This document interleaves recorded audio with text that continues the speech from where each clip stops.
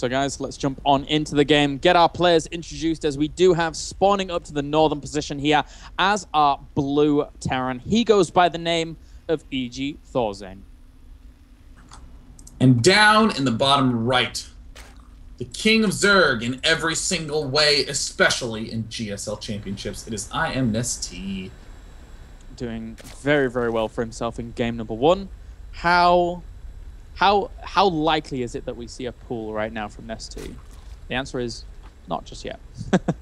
God damn it. I mean, I would imagine Nestea could go for another triple hatch play. This map is considered a little risky to do that because it is quite common to see players just go for Hellions and then expand, but still, it's totally apt to do on this map.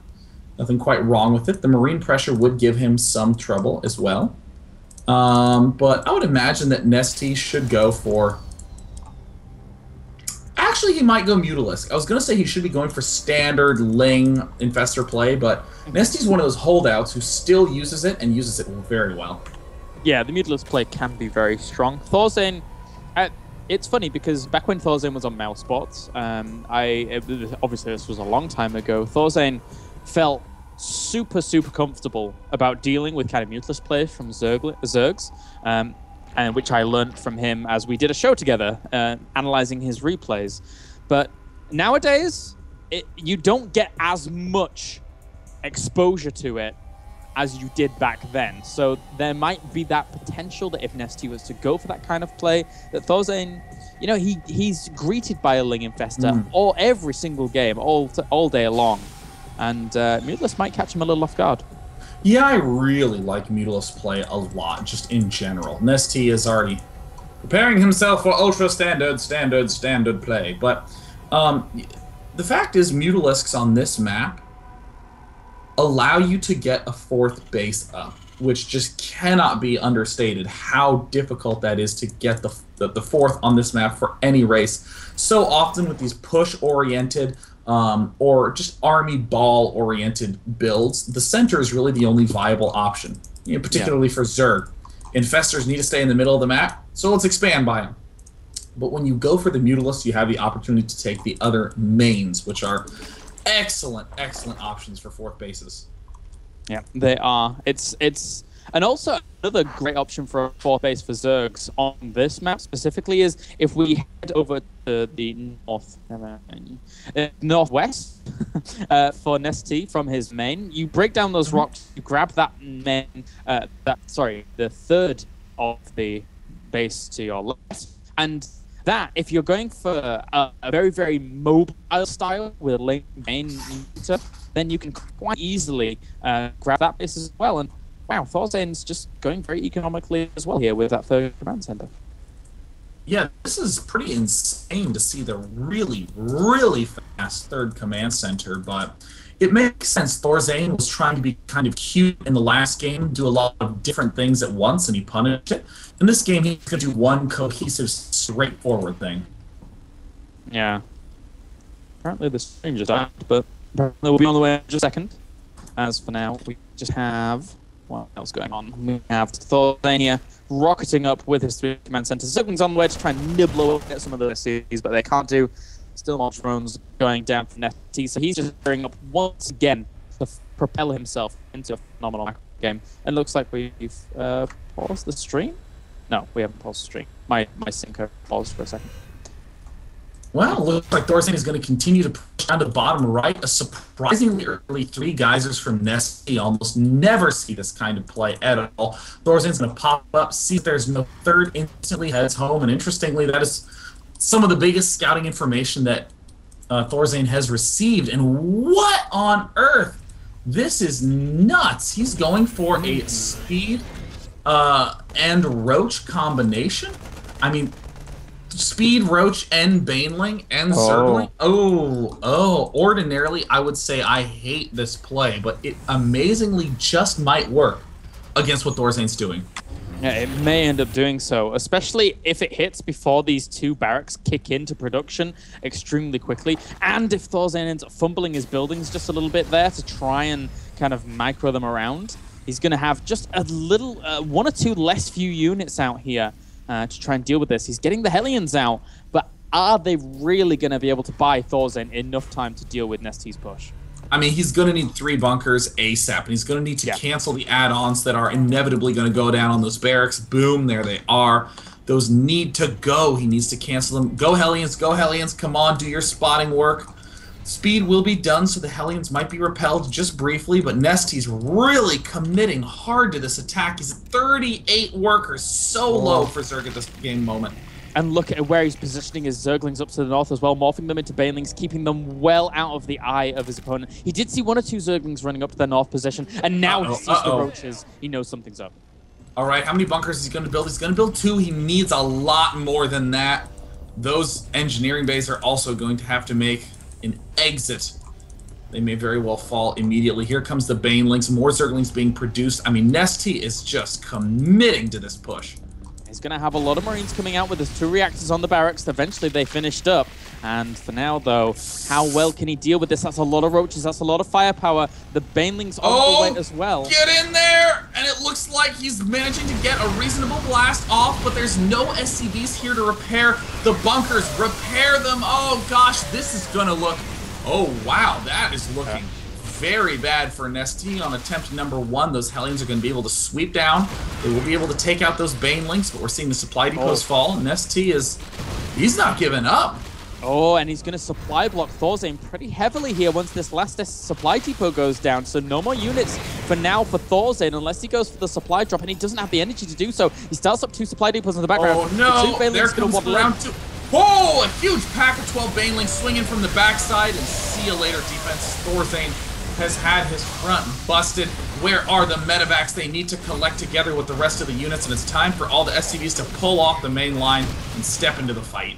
And the Zerglings are going to try and swing in here and kill off as many of these SCVs as they possibly can do, along with those Hellions. They're trying to be repaired as furiously as they can be, but still the Roach is hunting them down where they can. ThorZaIN is in a lot of trouble having to evacuate his natural. There's still more Zerglings rallying across the map, and Nestea behind this has actually started his lair. Well, it's a sensible transition from Nestea. He's already gotten up his early 3 geysers. He's just going to build the 4th and keep rallying forward. SCV loss count is quite high. 14 get killed off. Another 3 get detonated with that final blast. And ThorZaIN down to 44. Food still fighting, still trying to hang in, but the Zergling numbers continue to rise. I'm a little scared. If this orbital command actually dies off, I mean, he's killing a lot of SCVs regardless. He's killed off 25 SCVs right now. Or 24 even. And, well, he's going to be able to save the orbital command. So that's a good, small victory there for ThorZaIN, but I don't think he ended up winning that war. That was pretty brutal. At this point in time, ThorZaIN can do the following. He can just go Hellion, Marine, Marauder, and do a push in 2 minutes, and that will very much so catch the Zerg player off guard. But it looks like ThorZaIN is trying to just continue on with his very long-term plan. Actually, I don't think he realizes how awkward of a spot Nestea is in either. Yeah, and I would agree with that, actually. I mean, he's only got 42 drones. It's still a big lead across what ThorZaIN has, but because of the position that Zergs normally want to be in, it's not exactly the most comfortable, you're right. And with the Spire going down, Banelings morphing in, Centrifugal Hooks on the way, Nestea still does have that lead, but not as massive, not game-ending just yet. ThorZaIN now steps straight into the Zelnire Watchtower. He will comfortably hold that.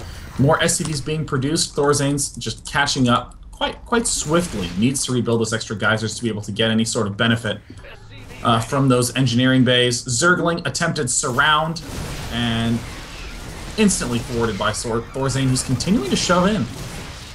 This army isn't that huge for ThorZaIN. He has to be very, very careful straying onto creep here. He's trying to clear the creep tumors, and that's a great little decision.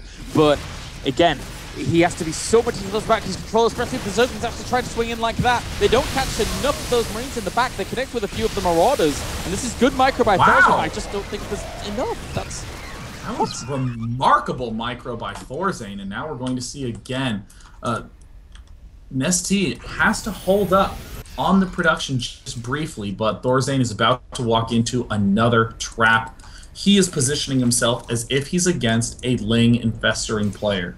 There would be a much more delayed amount of time before the infestors could even hope to engage, but now we're going to see Mutalisks, and that is going to be a tough defense for ThorZaIN.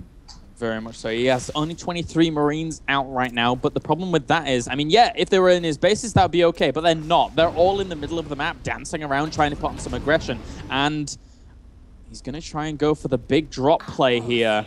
This could be one of the ways that ThorZaIN brings himself nice and even back into this game, or maybe even ahead, as he tries to put on the aggression. Is this really going to work, though? Well, there's the target fire, and oh man, it's getting quite low. ThorZaIN is now pulling back into a corner, but he's not expecting Mutalisks. He pulls into the corner. He's super vulnerable to Banelings. There's the target fire. How many will he get? He target fires the full one. He manages to pick it off, and Nestea just did huge damage to that push. I mean, certainly Nestea lost a little bit of mining time, but only one worker has been killed off by ThorZaIN this whole game.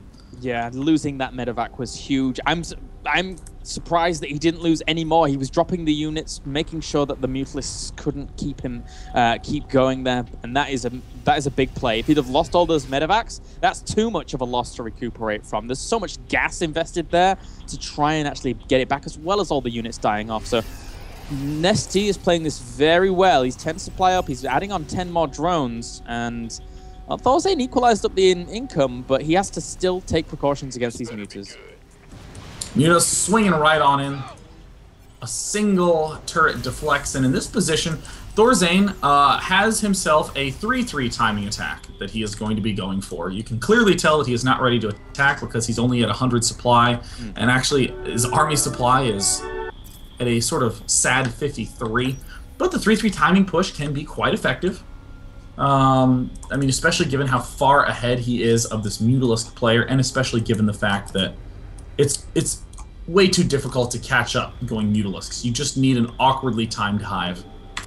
Yeah, it's a little bit difficult, really, for ThorZaIN to actually make anything happen in this position. He's getting that 3-3, like you said. Now he's just trying to stall out, delay up until the point where Nestea feels he wants to make some kind of move himself. And I mean, he's getting so many Zerglings right now, rally to the middle of the map, and he's actually banking up quite a bit of gas as well, so he could morph in a lot of Banelings here. He's not making any more mutas, and this could just be the push. This could just be Nestea saying, hey, well, I'm just going to go for the aggression here with... he's not producing anything else. He's just producing Zerglings, Sean. I mean, he's halting at 68 workers. He's not taking a fourth. There seems to be no consideration for anything past an attack right here and right now, and let's see.